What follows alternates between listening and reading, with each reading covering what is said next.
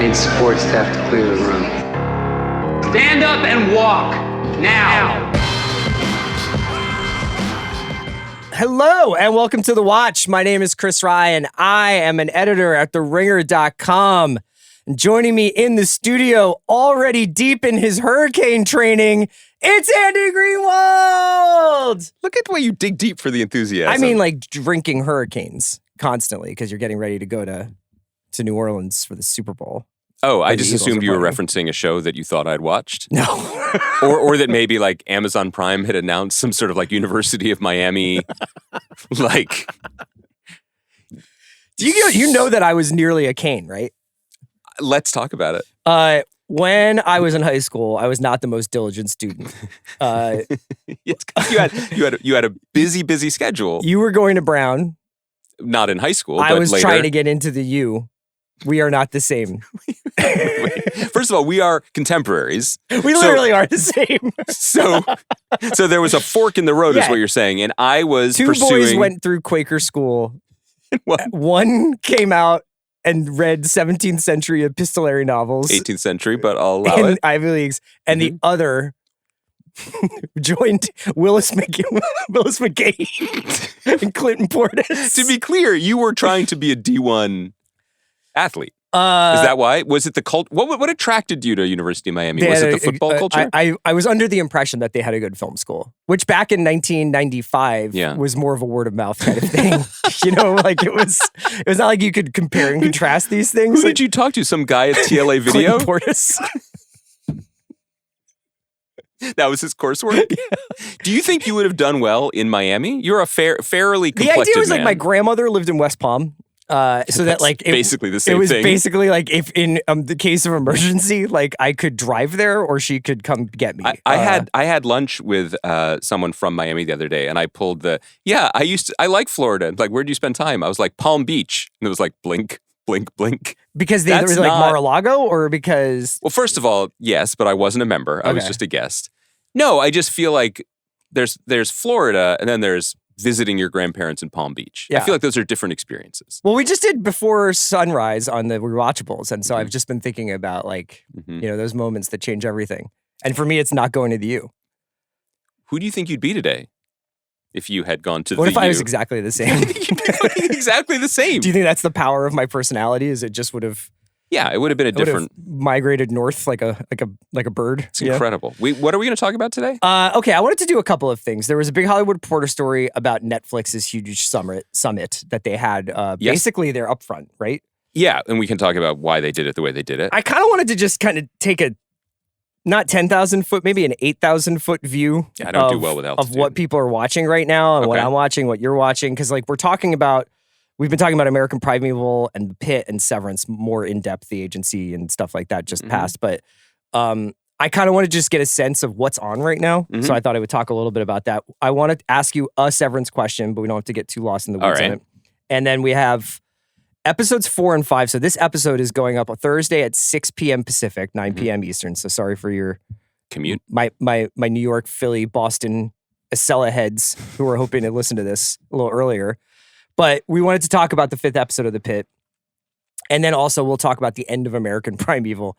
And the only reason I laugh is because it's awesome. The only thing more depressing than the front page of the newspaper is the end of American Primeval. It's really true. Talk about reading the moment. Okay, before we get into it, can I say, remind people, because we said it at the end of the last pod, that we're doing a charity podcast, or we're participating in our friend Mina Kimes' Benefit Pod, Benefit podcast.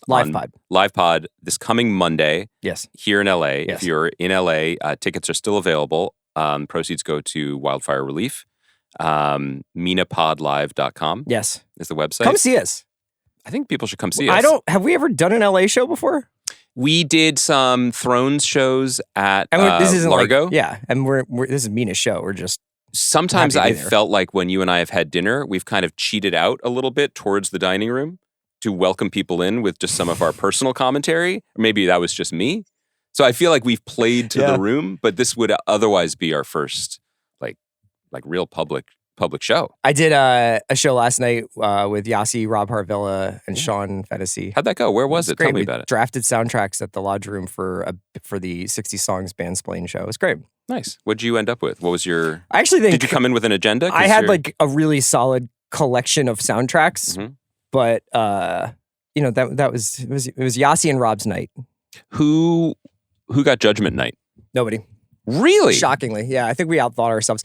I will say, just while we're here, is Judgment Night a little top heavy?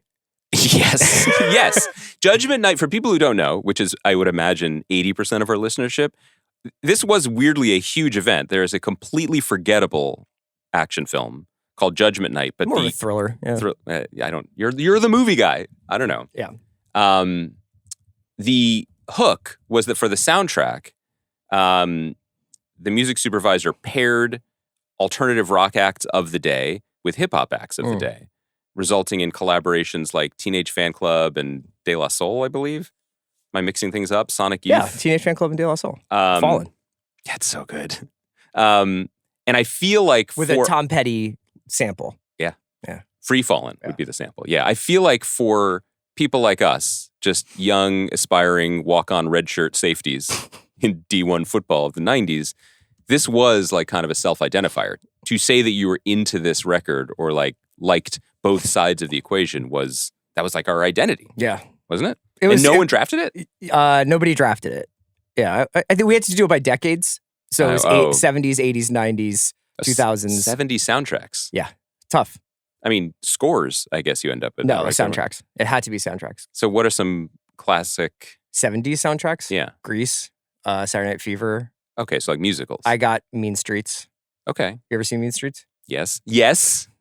Took me a second. Andy, I do have a secret list. We'll move on. But I do have a secret list of movies that I'm afraid you're going to ask me about that secretly I sometimes chip away at. Oh, Mean Streets was on that like list. Almost the unletterboxdables, because if you put it up on Letterboxd Exactly. without saying, "Oh, I've seen this before," like you'd be like, 1,000,000%. Last night, I had the pleasure of going to see Wild at Heart at American Cinematheque. Yeah, you've seen all the Lynches, right? Yes, but I have to be honest with you. I didn't remember a single frame of this film in practice, except for, this isn't really spoiler because it's sort of a memorable scene that's like partitioned from the rest of the movie, but the car crash with Sherilyn Fenn. I remembered that like in my bones every second of it because it was so disturbing. But other than that, I kind of remembered Nicolas Cage's whole thing. And I remembered it's kind of a horny movie. I remember that. Because I was a young fellow, in my if you sort of like track my development in terms of like major moments, and one of them being seeing Twin Peaks Fire Walk with me alone in a theater in Paris with my parents at the age of 15, as kind of my like that's my University of Miami story. With subtitles, I assume, or with French subtitles. French titles. Okay. Yes, which I looked at, because that. Well, you were trying to brush up on your conversational French. Brown. Yeah. Anyway, all this is to say, I have maybe passed the Rubicon of me saying I've seen it may no longer have any validity for Fire Walk with Me. No. Just generally for movies. Oh, for a movie. Because I have seen Wild at Heart, but when I saw it last night again, I was like, but have I? At a certain point, have in the same way like your skin layer sloughs off after 7 years. I'm like, what? I retained almost nothing, and it was like seeing it for the first time. Yeah. That's just a me story. You can just sort of ruminate on that. I'll think about it. Let's talk a little bit about Netflix. Okay. Tell me a little bit about this event that they held where the stars of Hollyweird came out to hold hands and say, hey, it's kind of interesting. This is the biggest game in town. This time of year traditionally was the TCAs, which is when the Television Critics Association would have kind of a couple days where their members from all over the country would come, and this is usually where the Landgraf State of the Union would happen. Yes, and the utility of this event in the older days was that newspapers A existed, B had vibrant arts coverage and paid their critics. So TV critics from all over the country would gather, and if you were from a smaller market, especially, you would have access to talent, executives, the industry that you might not otherwise get, and you could kind of you could sort of grab and stock up on stories for the year to come, as well as like learning about the shows that were about to premiere. It seems like it just didn't happen this year. Shifting economics and all, not just on the newspaper side, but also networks and streamers being like, we're pausing production on priority shows. We're spending hundreds of thousands of dollars to schlep everyone to Pasadena. By the way, get a ride with me. That's my route. I could pick up a little extra. You're like the Taylor Kitsch of taking people to Pasadena. Yeah, but it's like AMC. Just put your little head wrap on. They're like, we can't afford anyone else but you. You know how to survive out here. That would be all right for me. Anyway, so Netflix, as they often do, sees a little market inefficiency and just fills the void and had their own big party at their headquarters in Hollywood, where Bella Bajaria announced, basically took a victory lap, had a WWE belt, and announced how they are going to continue dominating in 2025. And like there's definitely news came out of this. Like the Noah Baumbach movie. This wasn't the number one news. Kelly, it's called Jay Kelly. That was not announced before. Which Fantasy and I briefly thought was named Jay Feely. Oh, yeah. Or so did you like it more? Yes. Or if it was like Joe Kelly and it's about the Dodgers swingman pitcher. Isn't that the guy who's like, I'll only play for the Dodgers? Yeah. Yeah. That's not a bad. I mean, me too. Right? Yeah. That seems cool. Yeah. Seems like a cool way to be. I feel like we saw him get lit up when we went to a game this year. But I mean, treasure that moment. It doesn't seem like that's going to happen to the Dodgers very much. Ever going to happen again. Matt Damon, Ben Affleck movie directed by Joe Carnahan. Ripped. You know what it is? There was a Jeff Bridges movie that was called like R.I.P.D. Yeah. It's based on a Dark Horse comic, I believe. But this is not that. This is not like the same IP, right? This is about no, that like was two pronounced cops. R.I.P.D. Yeah. We have a bunch of stories about cops ripping people off coming. Everybody needs to get ready. Why are you acting like this is a bad thing? I'm just saying. That was the closest you've ever been to the Tim Robinson wearing the hot dog suit. We're all trying to find the guy who did this. Are there too many bank robbery stories? If you got on this mic and concern trolled the industry about all these Philly-based stash house projects. I would never. Ugh, what a shame. And other things like Squid Game Season 3 is coming much sooner, I think, than people maybe anticipated, considering how long it took for Season 2. It's coming out in June 27th, just a half year. Should we note that it's not one or the other? Neither of us have continued with Squid Game Season 2? Yeah. Do you say that because you didn't want people to be like, oh, they're not talking about Squid Game because of Andy? Yes. Yeah. I waited for the end of that sentence. You know what? I got to episode 2 and I was like, I think I'm okay with this story where it's at. Maybe I'll find time to do it, but for some reason, like a bunch of other stuff came up. You're also okay with ambiguity. I was doing my third watch of Anora, just try to lap me. Neither of us have contributed really to the 4.92 billion minutes of viewing that Squid Game 2 of Squid Game. No. Anyway, there's a long list of projects. It's total dominance, the new Knives Out movie, etc. But what I thought was interesting about it was, and maybe this is just, you tell me if you feel this is the case, but that the framing of it, at least in terms of the way the industry papers reported it, was that despite everything, despite total cultural and financial dominance, and this is on the heels of Netflix adding a surprising number of subscribers again, raising prices again. Well, it's not that surprising because of what they did differently last year, which is get into the live events business, essentially. Right. So, okay, so not surprising, but it is that there were, after a few years ago when there was the massive Black Doves. 100 mil just straight off Wish shot. When there was the kind of market correction, when they were like, actually, we didn't add this quarter and the whole industry cratered because of it. It is now almost reliable that they are just growing and growing and growing. Anyway, I thought it was interesting that, and again, maybe it was the room specifically that she was addressing, but that Bella was like, for people who say we're not prestige, might I remind you that we are the people that brought you beef and that we, and she named... Baby Reindeer. And Baby Reindeer. And she was like, what does it mean to be prestige TV? This is a quote, actually. The most annoying thing about this myth, besides the fact that it's not true, which technically is probably the most annoying thing about all myths. I feel like that's a little redundant. Yeah, right. Yeah. Whenever I think about Prometheus stealing fire. That's what makes me the most mad about watching Mythbusters. I'm like, so damn, mad. They busted it again. I thought. Why can't we have a show called Myth? Everything I thought I knew about why there was a pyramid on the dollar has been destroyed. Myth Celebrators would actually do numbers. in this economy. You know what? Let's pitch Netflix. Let's do it. Myth. Maybe it's true. That's actually called the internet. Yeah. Nobody knows what prestige TV actually is. Is it a critically acclaimed show? Does it win awards? Is it a show audiences love? Is it one that people at your dinner parties in New York and LA talk about? Okay, Bella, your dinner parties? Oh, but Bella, come on the watch. You know what I mean? Like, we're trying to figure it out ourselves. Bella, come out to dinner with us. Yeah. We cheat towards the crowd and we give people what they want. Anyway, yes, she mentioned Baby Reindeer, The Crown, Beef, and Ripley, and said there's the Death by Lightning, which is the upcoming Benioff and Weiss presidential assassination thriller. Yep. There's a Claire Danes, Matthew Rhys thriller called The Beast in Me. The De Niro show Zero Day. Yeah. Tina Fey was there to plug her upcoming Steve Carell show. Four Seasons.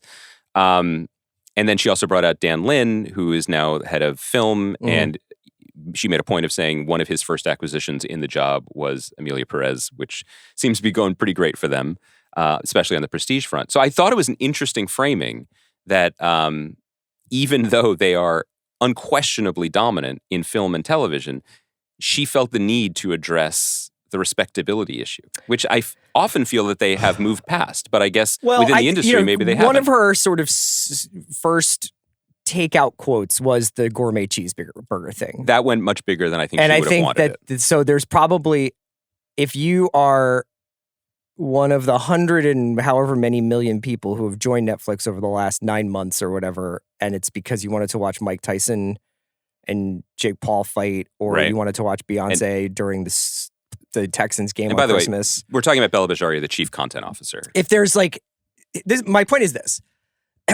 Netflix is now so big that there is not only like a must-see TV kind of always on aspect to it. So whether it's weekly comedy specials that almost feel like you're going to a comedy club, it's the sporting events that they have, the WWE that they have. It just would be shocking if they didn't continue to investigate ways to bring live events to Netflix. It seems to be a huge driver of interest and traffic and conversation. On March 12th, Everybody's Live, which is the continuation of one of my favorite shows from last year. It's not John quite Mulaney's. on the level of Beyonce at a Texans game, but I see what you're saying, yeah. In this house, actually not in my house, but anyway, the Mulaney show is premiering next month. That's a live event. You can have that experience with it. You can have the experience of watching Ripley and Baby Reindeer and Black Doves and just being like, I like my more refined television. You can just grind out true crime docs constantly, like Steven Soderbergh does, according to his media diary at the end of every year, where it's just like, you know, like the blank blank killer, like Terror on the Highway. The blank blank killer sounds pretty cool, actually. It is everything to everyone. It is literally, like we talked about this before. It's the Kleenex tissue thing. Netflix has kind of become television. Yeah, but I think that there's probably all the people who work there, all the people who pitch there, they all want to make Mad Men. You know what I mean? Like, well, not everybody, but you know what I mean? Like, there's like that, there's still that feeling that comes along where you're like, man, we made the best thing on TV this year. Yes. Well, I have a two-part answer to your blank blank theorem here. One is, it's just unquestionably true, anecdotally, and then just in conversations, and then in terms of just how pitches are being formulated and targeted, there is Netflix and there's everybody else. And if you create something, if you want to create something, if you want to work on something, and you want that thing to be seen, it's Netflix. Like, that is the place that you go. And that is the reality of the world going forward. And when I say the reality of the world going forward, it's obviously true because Netflix is dominant in our listeners' lives. It's probably, if we were polling people, I would say there's no question that like close to 100% of our listeners have Netflix. Also, and then I don't mean to interrupt your two-part response. Sure, we can do this a 1.5er. But I would also say, you just look at their top 10 of TV at any given time, and there are some, you mentioned this the other day, revived show. It is the iron lung of the television industry where like Younger is now the number 4 show on Netflix.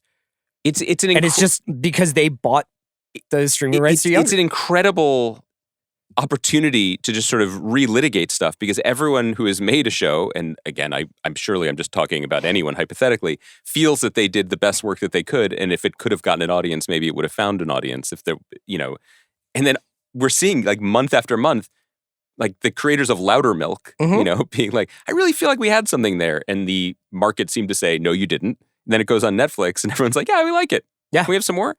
But my question for you is just in terms of the way Bella is speaking about Netflix and about the role it plays in everyone's life. The thing that I'm kind of interested in, and maybe I'm thinking about it because it's in production, it's filming around LA, is Beef. Yeah. Beef season 2 is a go. It's in front of the cameras now. It's Oscar Isaac, Carey Mulligan, Charles Melton, Kaylee Spaney, a number of other really talented actors. It's an anthology series, so it's a different collision between characters. Carey Mulligan said it's like totally different. Two couples. Yeah.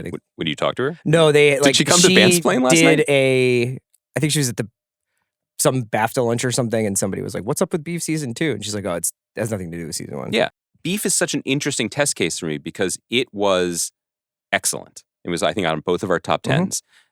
It had all of the ingredients to be sticky in the way that it was on Netflix. I think that, it was so visually dynamic and its storytelling was so in your face. And when you started it, it was very, very addictive in addition to being very good.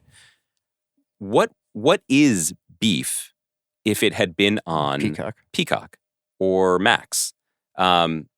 Still excellent. Qualitatively, like, it's an excellent show. But in terms of becoming a thing, all capital letters, becoming a thing that can spawn other things. I mean, it's a chicken and egg question because I think that the things that its creators at Sunny Lee did really well are very Netflixy things, right? It's starry, it's addictive, it's propulsive. The episodes really like demand next. So it is built for the Netflix era, but does it become what it became, which is legitimately a hit, a talking point, a reference, an awards favorite if it's not on Netflix? Does this question matter? Or what do you think about that show? I mean, I know we haven't watched it in a while. It's interesting you should put it that way because I wonder whether or not they're strangely more adept at making smaller things big than bigger things huge. I love this framing. Let's go. Like, don't you almost feel like there was a higher upside on Beef than there was Three Body Problem?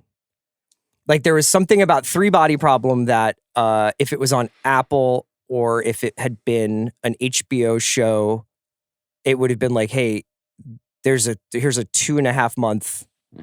Let's get really into this show and watch episode by episode. And I can't wait till next week. And it's not just the binge model I'm talking about, the release schedule. It's something about when something huge, like when the last season of Stranger Things comes out, when the new season of Squid Game came out, for me, for some reason, my perception is like, oh, now it's here. And now the whole thing is there. And now it's over. Yeah.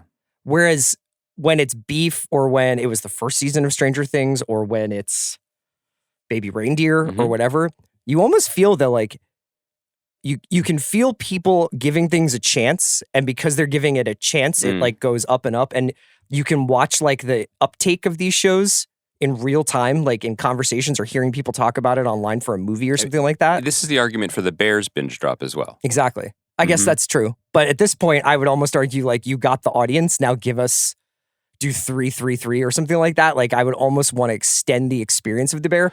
So my point is more just that like when they get something huge, it's almost like there's nowhere else to go. I think this is very smart. But when they have something small and nobody knows who Richard Gadd is, you know what I mean? And nobody knows who nobody's seen Ali Wong do a part like this before. Like it goes up in a way that's almost like you're scaling a mountain. And this is how Netflix stays winning because of its ability and its leverage to take small or medium things or old things and make them undeniable and make them huge. It is forcing, or it has caused, I don't know if it's forcing, its rivals who have less money, less reach, less juice, frankly, to spend millions, if not ultimately billions of dollars on the biggest things so that they can, in theory, start closer to the top, right? Like, what I mean by that is maybe it's just a question of bidding or its priorities, but you don't see Netflix trying to get Lord of the Rings.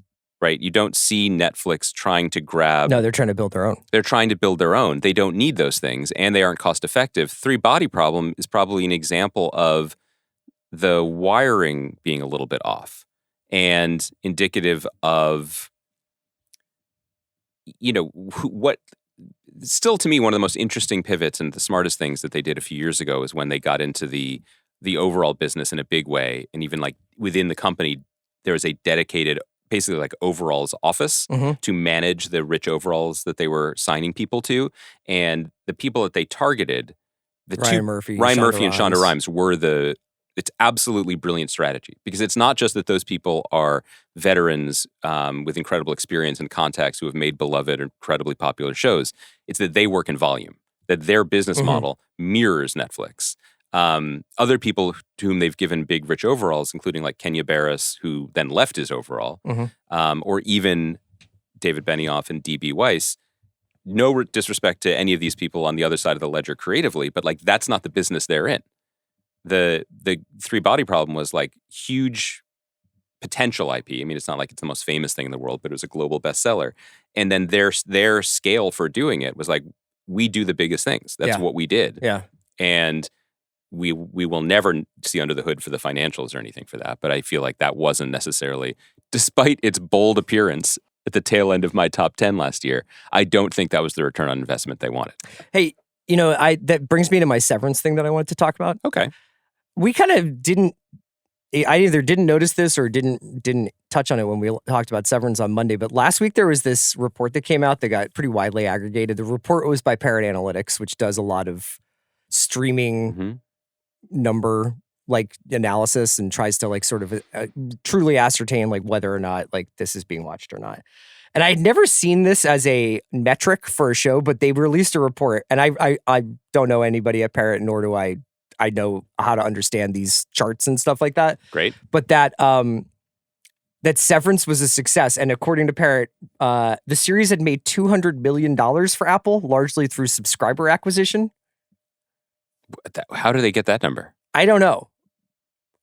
It was interesting because Severance is, at least online and among, anecdotally, very successful. It seems like everybody is watching it week to week. It seems like people are excited for it to drop on Fridays. Like the machine is now fully going downhill for them. Yeah.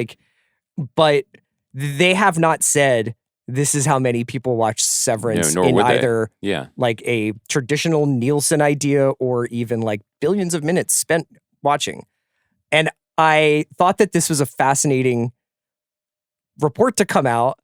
And then I was curious whether or not, if you say that, okay, that's successful. First of all, I have no idea how to actually be like, did somebody in Latin America who, signed up for Apple TV Plus do so because of Severance or keep it because of Severance? Just thinking about this straw ombre you've just created. Well, that was apparently where a lot of their growth was. Cool. Do you think that Apple will take any lesson from Severance's success? And be like, okay, so what is it? Do we need some sort of visionary auteur attached to every mystery box sci-fi show? Or it's a great question. I think first of all, here's my foundational premise is that Severance is a huge hit for Apple, even without our friends at Parrot Analytics. Severance is performing in a very important job for, it's not really a fledgling service, but still a service that is, spent the last few years defining itself. For you guys though. Well, right. It's certainly not really an up and comer financially, but in the sense that the way House of Cards was to Netflix, the way Mad Men and Breaking Bad were for AMC, a calling card, both to the general audience, but also, perhaps more importantly, to quote unquote the town, that we have something for you, that we can nurture, that we can zag or take a chance or invest in and deliver something that is still high quality, whether that means production values, story, overall production, it doesn't matter. But that's, having something like that is incredibly important. And then you continue to roll back and look at the specifics of what Apple wants. Severance allows them to, it's something to put on the screens. It's something to have on the wall of MacBook Airs and iPhones when you walk into the Apple store, that looks aesthetically beautiful, like the store itself, that is, that it is tantalizing and full of promise. It works so well for their brand and their goals as a company. And then you have the fact that we always have to talk about, which is ultimately, it doesn't matter if they're making or losing money on it. And I don't even know how they would track that. I think that they can have one Severance and they can have 16 silos and dark matters, and then someone's running the numbers and it all is fine for them, I guess, on some level. And which one is actually causing subscriptions? We don't know, and I don't know if it matters. Ultimately, though, it's kind of the beef question. It's a weird way that we have to talk about TV, or maybe we can't anymore because it's so speculative, is that everything is contextual. It's not like everything... In the old days, it would be like, well, great, Lost ended up on ABC because ABC was coming off a down year. They fired their entertainment president, and that they were taking chances on the same scripts and pitches that the other three competitors were. With the yeah, I thought you said I passed on it. You were down in Miami just pouring over coverage, and I don't mean the secondary coverage. They were all starting from the same starting point of what they were willing to do. If Severance was on Peacock, it's Mrs. Davis. And I don't mean any disrespect to Mrs. Davis. I just mean like that was a wild, whoa, what is this mystery box show with an incredible lead performance from Betty Gilpin, who then went to explore Utah. And we're going to talk about that in a minute, with a bunch of other actors who were very good, but who were not John Turturro and Christopher Walken, and the episodes were very well directed, but they were not painstakingly crafted by Ben Stiller and Jessica Lee Gagne. It's just, they classed it up.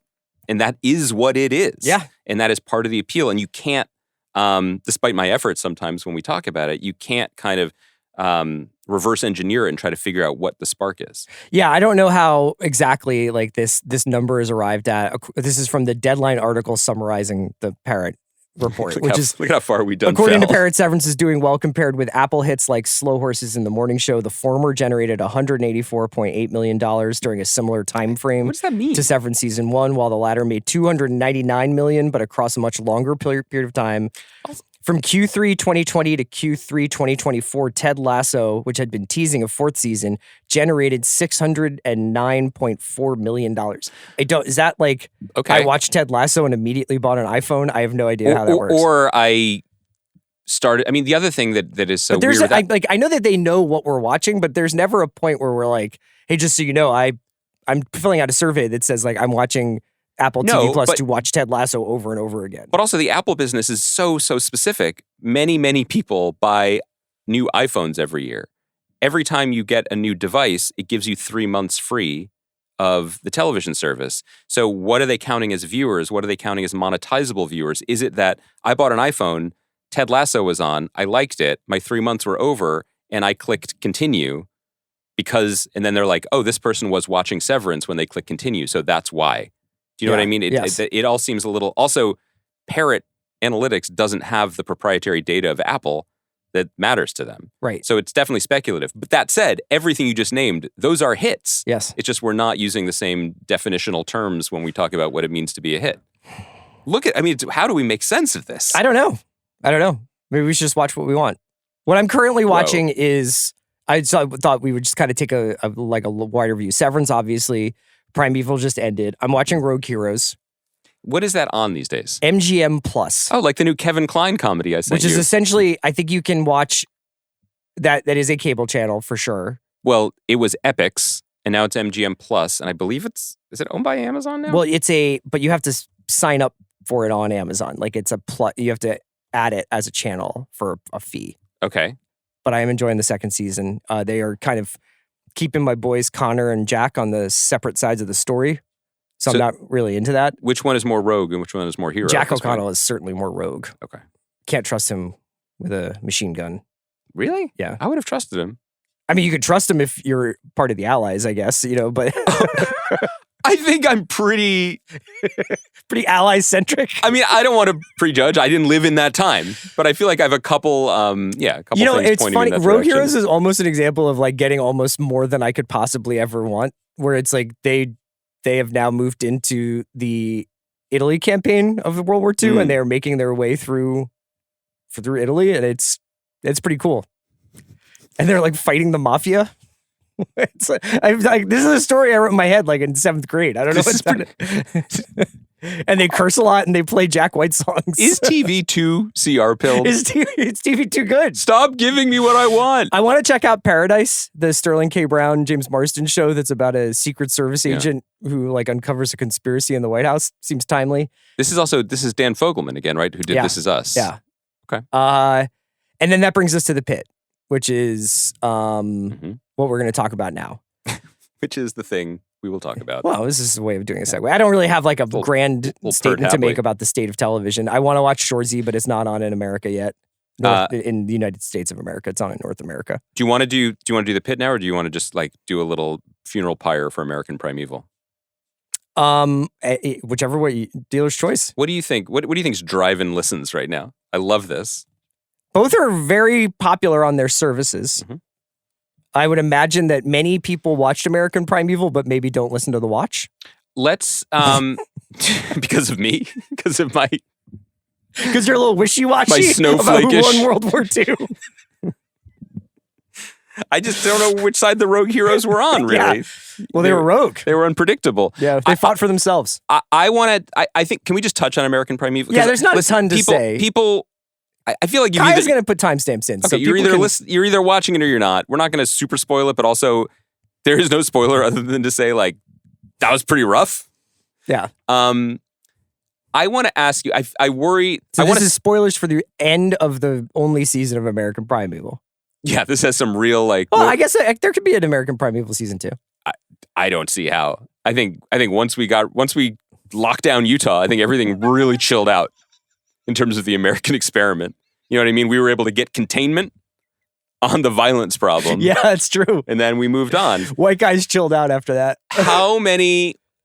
I mean, it was funny, like, finishing American Primeval and watching Wild at Heart. I'm like, everyone just wants to get to California one way or another. It's like, there is one truism. What do you find there when you get there? Across entertainment. Heartache, Mitch. That's fine here. I genuinely want to ask you something, but I'm glad we're saving the Pit because I don't want to like go down this rabbit hole too much. But like, I watched all 6 hours of American Primeval. I just don't know you anymore. Yeah, I feel a little bit like I feel like my shower drain feels after I pour the bottle of Drano into it. My main takeaway from watching this show is, well, I'm glad I didn't make the decision to settle Utah. Yeah, you know what I mean. Like it was one like. When you were thinking when you watch some Westerns, you're like, oh God, can you imagine just the open range, a beautiful lady standing on a porch waiting for you when you get home from lassoing cattle and go on. Yeah. You know, like there's parts of McMurtry where you're like, holy shit, that would be incredible. You're just hanging with your pals. You're drinking whiskey from a jug. Exactly. Sleeping under the stars. What could be better? And everything in the world could be better than being an American Primeval. That's the thing. I mean, as soon as you're like, I've avoided this murderous band of Mormons, you get attacked by a wolf. Those wolves went full wolf. Do you know what I mean? Like two wolves. That's the movie. Yeah. Two wolves. Let me look into the camera and say, I apologize. I was not familiar with your game.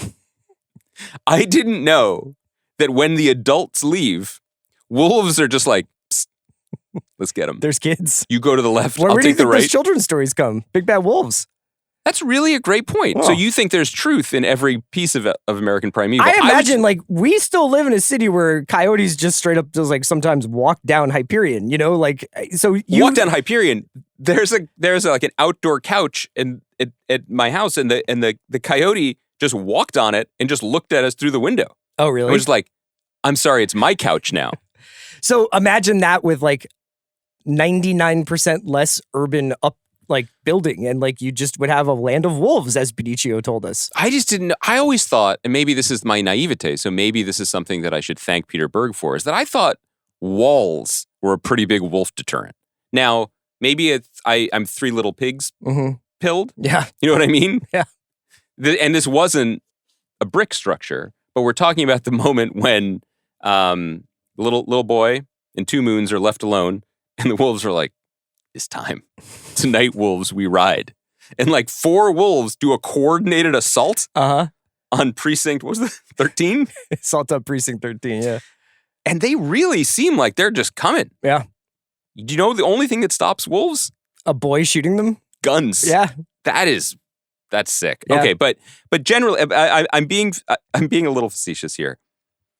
The thing about and I don't want to compare apples to blood oranges in the case of American Primeval, but because this isn't McMurtry, it was never meant to be McMurtry. But even when McMurtry is at his most savage about the state of humanity, like in Streets of Laredo, which is the sequel to Lonesome Dove, which is much rougher. Which is like, read. I need to now disassemble people's misconceptions about Lonesome Dove. I thought I was myth busting. Yeah. And I wasn't. I was myth making. So now I need to double down.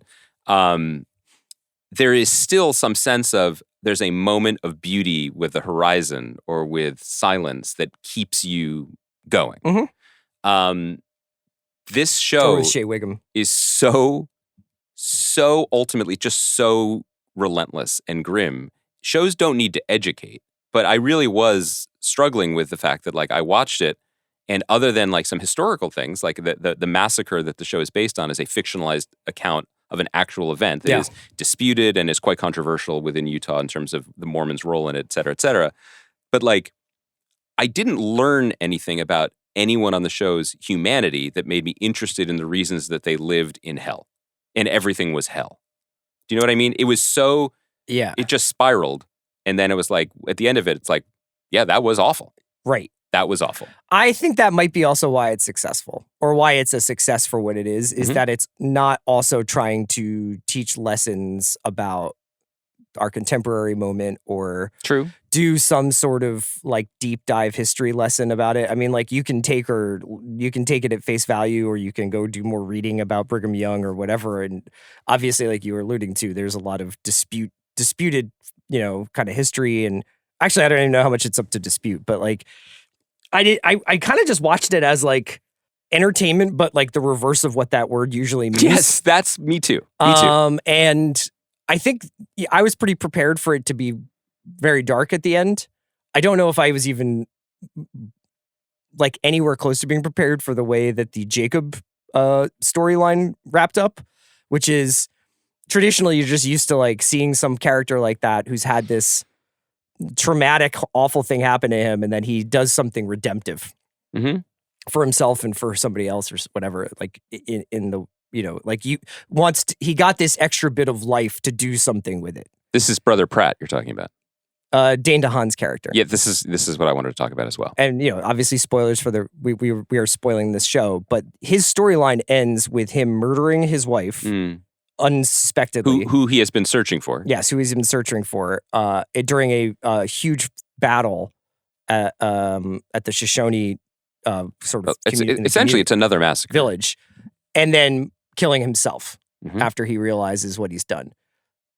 What do you say? Like, I mean, you know what I mean? I guess like I was just watching that and I was like, oh, I can't get much darker than that in the world. And then they spend the next 20 minutes trying to get there. That's kind of my point as well. It's an interesting, and again, this is a very like ivory tower kind of like conversation about it. The DeHaan, like, kudos to him for pouring every bit of his soul into something that was basically performance Drano. Like he was just getting ravaged the entire time. Yeah. The thing that I've struggled with was that the characters themselves were so frustratingly static. All of them started in one place and ended essentially the same. I think that you could make the case that Betty Gilpin's character Sarah has lost some of her naivete. That she has found, that she has gained a member of her family, that she has learned to love again or learned what love might mean for her. There's some development there and she plays it well. But everyone else is pretty static. And I think the frustration for me is centered in the Jacob and Abish storyline where they start in a certain place and then they go on these very, very different paths potentially to find each other. And at the end, whatever they have gleaned or experienced is for nothing. Yeah. Like literally for nothing. Super duper for nothing. Yeah. And so what does the audience learn from having watched them be in a cul-de-sac? And the only thing that I can get to is they learned that this was a rough and violent and awful place that did not fulfill anyone's wishes. And my frustration is ultimately like, I think I got that. Yeah. I didn't. Now, that said, it is still filmed with like such bravura that and it has action set pieces that are phenomenal. Yeah. And that's why I watched it. But and it's also, I think it's a part of the country and a period of time that we're just interested in watching lots of different depictions of. It's kind of funny. We're like, oh, Utah. It's kind of a contentious place. And then you Google Utah today, and it's like, the cooler brand Yeti won't let the NHL team name itself the Yetis. What are they going to do instead? Yeah. I think they've learned a new way to settle differences out there. Okay, so basically, like, the only other thing I wanted to mention was this is, which is a really great performance from Kitch. He seems to be, just in reading interviews with him, like, in a real good place, like headspace wise, or at least like he's just always like a very thoughtful interview. I read one that he did with Vulture after this finale went up, or obviously the finale went up the day it premiere went up, but after a bit, he did an interview about playing this part. He loves taking photographs of wildlife. He goes on like long trips with his buddies to shoot like nature and wildlife, like still photos. So it's just like, seems like a cool dude. Likes hockey, you know? This is such a headline from Deadline. It reminded me of like a hip hop album from 2005. The headline is, "I also do this. American Primeval's Taylor Kitsch on developing a passion for hunting bears, wolves, and other wildlife armed with a camera." Looking deeper, I realized that "I also do this" is the name of Mike Fleming's like occasional look into the extracurricular lives of actors. Oh. But doesn't it sound like a Jim Jones record? Like, "What's up, New York? I also do this." You know I'm right. But what do you think it's like? What's the thing he also does? What does Jim Jones also do? Wildlife photography. Settles Utah. I mean, someone had to do it. His next project is the Terminalist spinoff. Yeah. Which you will be watching. Is that coming before Terminalist season 2? I don't know. Okay. It is. His character's cool on the first season. Anyway, I want to talk about the Pit though. Me too. So we're going to be talking about through episode 5. Episode 5 goes up on the day that you'll hear this podcast. I think we can actually, you should watch episode 5. I hope you watch it soon. Andy and I are going to mostly spend our time talking about 4 because he and I both thought it was one of the best episodes of television we've seen in a very long time. Now, that is even more of a thrill with a show like The Pit, which I feel like is going to be a cumulative experience as is a day in someone's life. And it doesn't necessarily, each episode seems to end with someone going into cardiac arrest and, there's a feeling like, oh, I can't wait to see next week whether they save this person or not. But this episode actually sort of culminated or wrapped up a couple of other storylines that had been starting over the first 3 hours of the show, first 3 hours of the day. And I think probably because I wonder whether this is, I think this is definitely something that I found it difficult to watch and incredibly meaningful to watch. Is like, I'm not that far off. I am in a similar situation from some of the characters. Yes. And caring for an older parent is very difficult. And it's the thing about this show is that sometimes like I feel like it's very plain spoken, and sometimes I feel like it's very like, the jokes people make to each other are very like kind of like rat-a-tat, like rim shot or whatever. But there's something true about this show and like the human beings that they're being depicted. And I gotta say, the passing of this older parent in front of the eyes of these 2 siblings. Adult siblings, yeah. 2 adult siblings was like very overwhelming. I thought it was incredible. And we will talk about other aspects of the episode and of the show in general, but for context to your point, for people who are just catching up, I believe it was in the pilot, this character, this father, is brought from a nursing home, yes. and he's in distress. He's having respiratory issues, and his adult children clash over whether to follow the father's DNR, do not resuscitate order. The sister seems unwilling to acknowledge the existence of the order, and basically then demands that they intubate him, despite Dr. Robbie's not relentless, but very, very consistent commentary that this would be worse. That this is an awful outcome. And that is also looping into his own experience that he's been traumatized by in terms of the COVID, and his mentor, who I believe it's suggested passed away in the same room ultimately. There's something that is both magical and throwback about the experience of watching this show. We have at times over the first few episodes when talking about them been like, there's a relentless drumbeat of it's not truth, but of drama, of entertainment, of story, of life, that we were willing to forgive some of the clumsier moments of dialogue. This was a show that, you know the old slogan of like, you campaign in poetry, but you govern in prose. Like, this is a prosaic show. Yeah. Which made episode 4 so stunning because it suddenly exploded into poetry. There is a respect for the actual existence of death in this world as a normal thing for people that is a normal thing for the world, but is shocking and abnormal for every emotional experience that we have with it. Yeah. And there was a kindness and a respect for all sides of the grieving process or the actual reality of death that I was just really, really blown away by. And it just made me think, like, most art is kind of dishonest. And I don't mean that as like I'm not an anti-art crusader by any stretch. No, I know what you mean. But in pursuit of what we hope will be greater truths or more profound entertainment or relevance, death is used in almost every television show or movie we watch as a means to an end. And the end is often growth or development or something in the characters who live. This wasn't that. This was so simply focused on the passing of one character. And then it also it had this radiating effect where it allowed Wiley, who incredibly wrote this episode. He's incredible in this. He is so incredible in this to give this very, like, kind of fucks you up to talk about it advice that the character says is the like Ho'oponopono, the Hawaiian grieving ritual essentially is the idea that he gives them. Which there are only 4. Yeah, it's just basically you say, I'm sorry, please forgive me, thank you, and I love you to the person who's passing. And there really isn't anything more to say beyond that. Yeah. But I'm also thinking about how the episode gave space to the actors.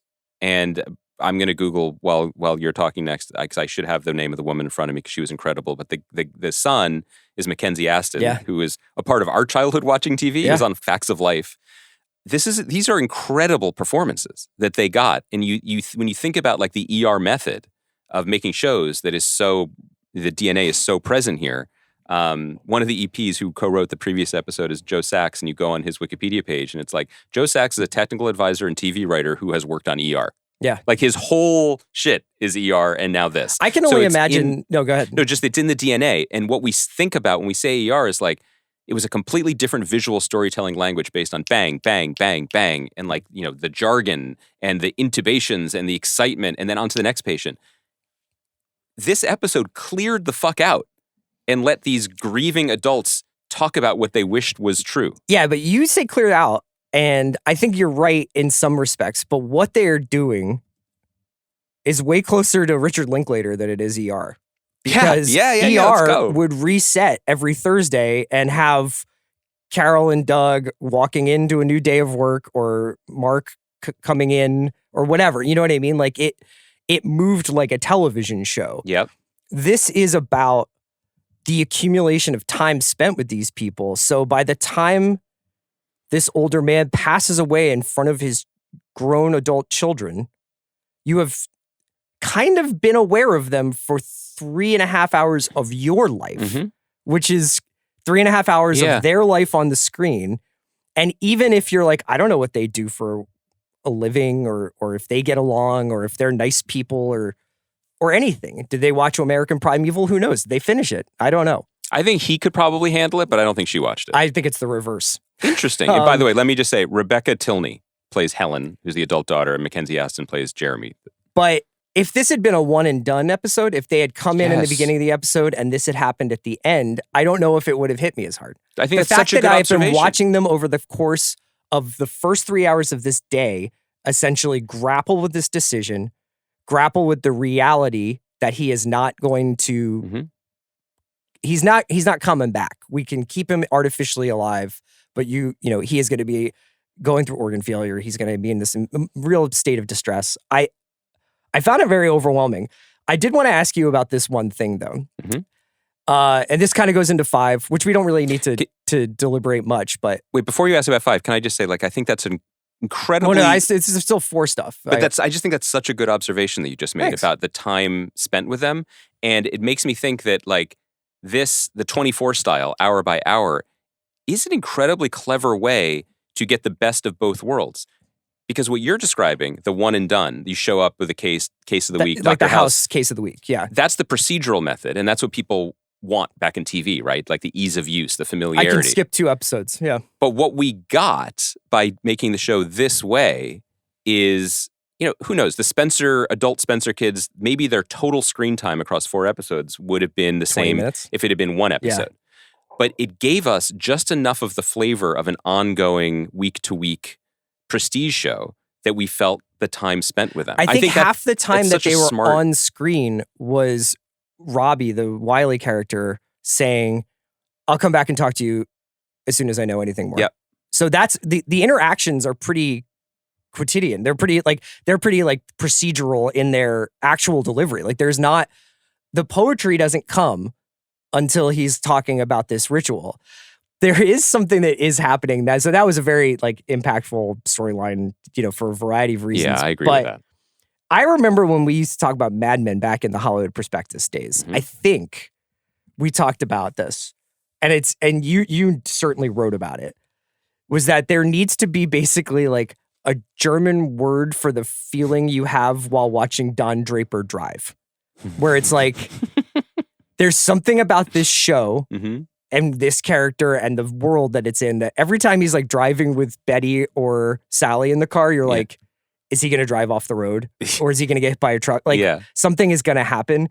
That is definitely, we need a word for how it feels when they bring a teenager into the ER and you're just like, oh my God, like what's going to happen? What's wrong with this person? What's going to happen next? Please just be something normal. So was this brought on specifically the young by Chinese teenager who comes in with her father? I was just like, she's because you were worried it was going to be worse. Way worse.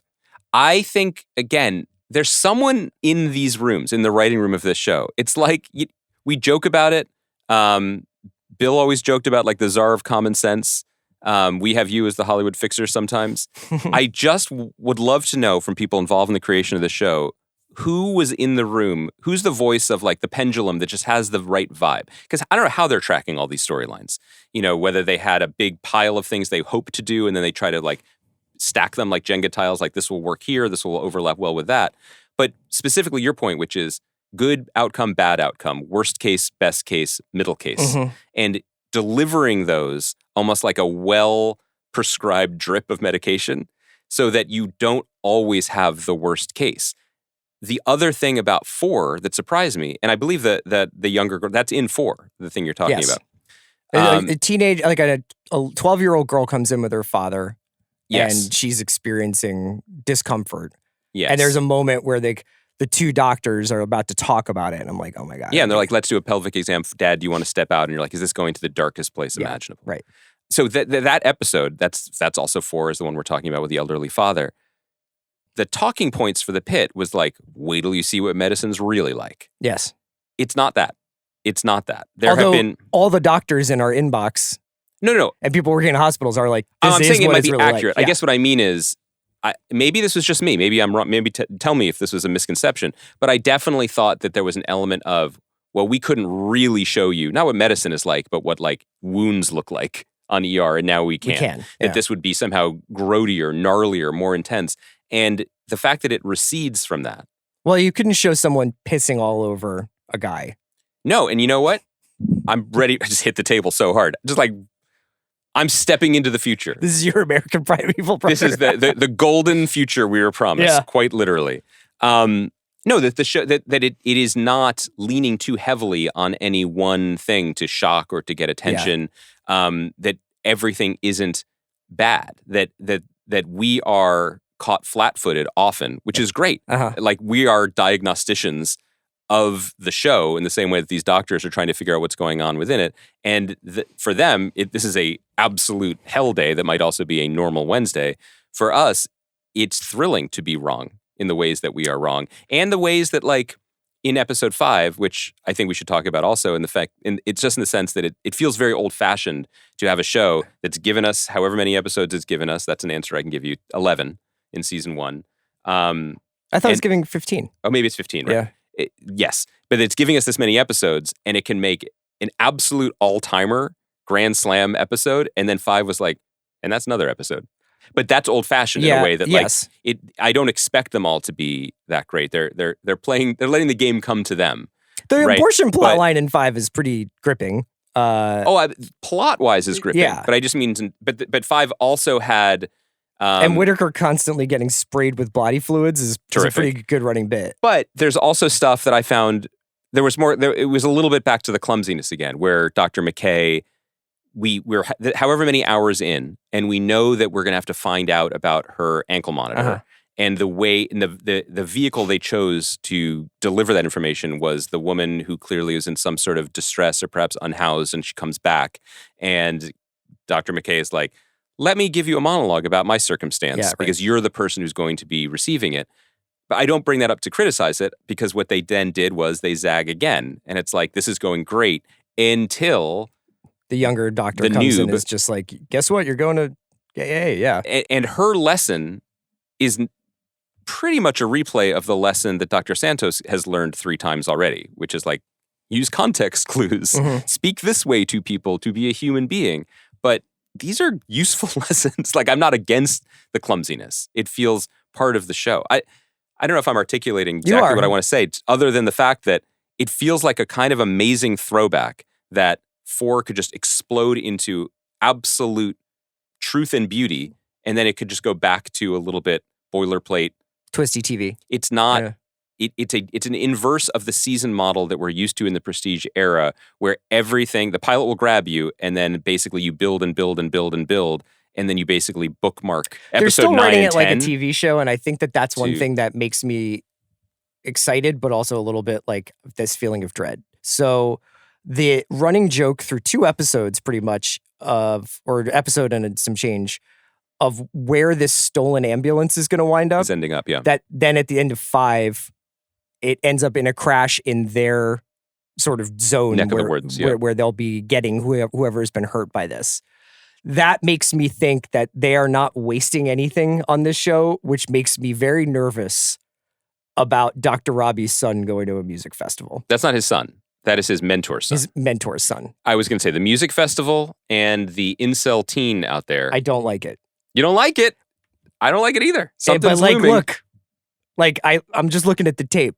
No, let's run through a couple other things. I want to know if you have, do you have a power ranking of supporting characters? Because one of the fun things about a show like this is that everybody gets their shots up at different times. I love Mel. You're a Mel guy. Talk about Mel. I like them all. Like, I like Mel. So this is Taylor Dearden as sort of a socially awkward second-year resident. Yeah. And I think her, like, what they're all, usually what happens is, like, these people learn procedures, but I think that they're also learning how to be people in this show. And maybe that's the case for real life as well when they're in these emergency rooms doing these residencies. But, Santos is having to learn, like, humility and not treating people like as cadavers, essentially, for her to practice on.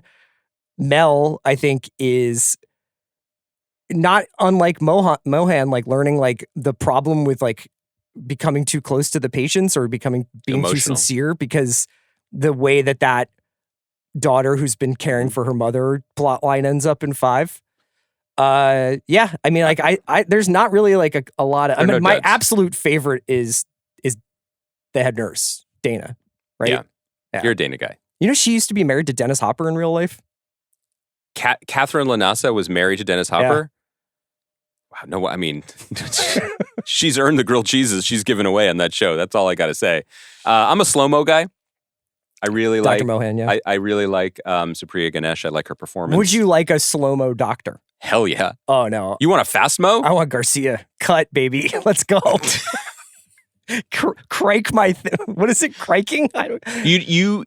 So you don't want to give them a little extra time to thread the needle through your neck? It seemed like Garcia was like, I can definitely fix him fast. Like, and they were like, no. We want to do this like elaborate.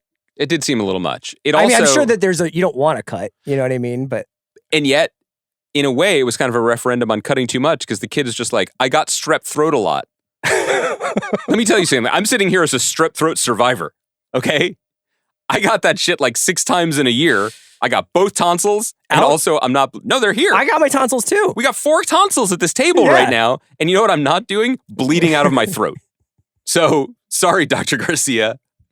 What does big tonsil not want you to know? That's what I'm saying. What are they trying to take from us? Well, it's big tonsillectomy, I think. What about, so you like Mohan, you like... I mean, I like everyone. I also like the way the show gives people a chance to surprise us because, and again, I'm not, I mean, no shade here. Like when I watched the first 2 episodes, Patrick Ball as Dr. Langdon, I was like, are they trying to recreate George Clooney too hard with science or magic here? Because he has kind of like a pretty boy, bad boy vibe, but he's very good at doing this acting performance that he's giving. It's also like they honestly are keeping these people so busy that it doesn't matter. Like, it's not like he's going to be like, want to shoot hoops? You know, like. Can I also say, the spirit of shooting hoops, the thing that is giving me great, great joy, you mentioned the ambulance chase plot line. If ER taught us anything, it was what intubation is. But if it taught us 2 things, it's that just the nursing pool has so much talent in it.